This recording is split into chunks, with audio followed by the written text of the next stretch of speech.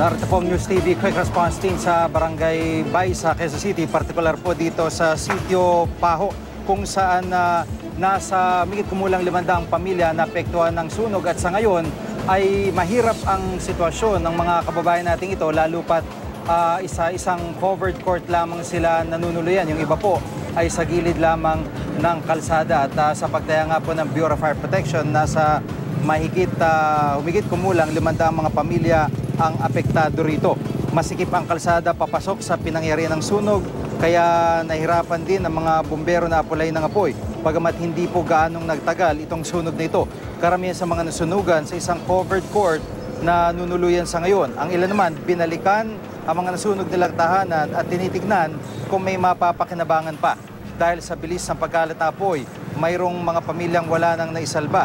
Sa inisyal na investigasyon ay upos ng sigarilyo pinagbulan ng sunog at patuloy po ang investigasyon dito. Mamaya makakapanayan po natin ang isa sa mga opisyal ng Quezon City Fire District kaugnay po ng nasabing investigasyon. At habang mahirap ang sitwasyon ng mga magulang nila sa mga evacuation center, tuloy naman sa pag-aaral ang mga batang apektado ng sunog. Narito report ni Atina Imperial. Inabutan kong nagkukwentuhan ang mga batang ito sa Asamba Covered Court pasado 3:00 ng madaling araw. Ang iba nilang kaanak, mahimbing na natutulog sa mga nilatag na karton.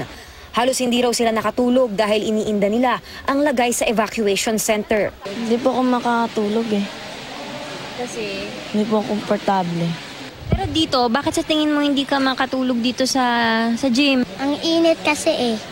Nakatulog ka na ba mula kahapon? Hindi pa po. Bakit? Kasi po wala po ako dun sa bahay, tsaka di po ako sanay matulog sa labas. Mga estudyante sila sa Torre Hills Elementary School. Kwento ng mga bata, nasa eskwelahan daw sila nang malamang nasusunog ang kanilang mga bahay. Ang iba raw nilang uniforme at gamit pang eskwela, kasamang naabo ng kanilang mga tahanan.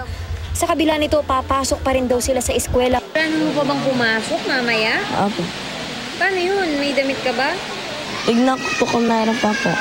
Kung wala, papasok ka pa. Anong gagawin mo mamaya? Anong oras ka gagayak? Anong isusuot mo? Siguro po mga pang-alis. Okay lang po kahit pang-alis. Kaya shirt ko, ito na lang po. Papasok ka pa ba mamaya? Opo. May uniform ka? May uniform ka? Opo, yung sinuot ko po kaganina. So, uulitin mo lang.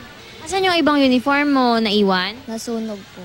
Umaasa ang mga bata at ang kanilang mga pamilya na mabibigyan sila ng maayos na malilipatan sa lalong madaling panahon, kasabay ng pangarap na magkakaroon pa rin sila ng maginhawang buhay sa likod ng kanilang pinagdadaanan ngayon. Athena Imperial, GMA News.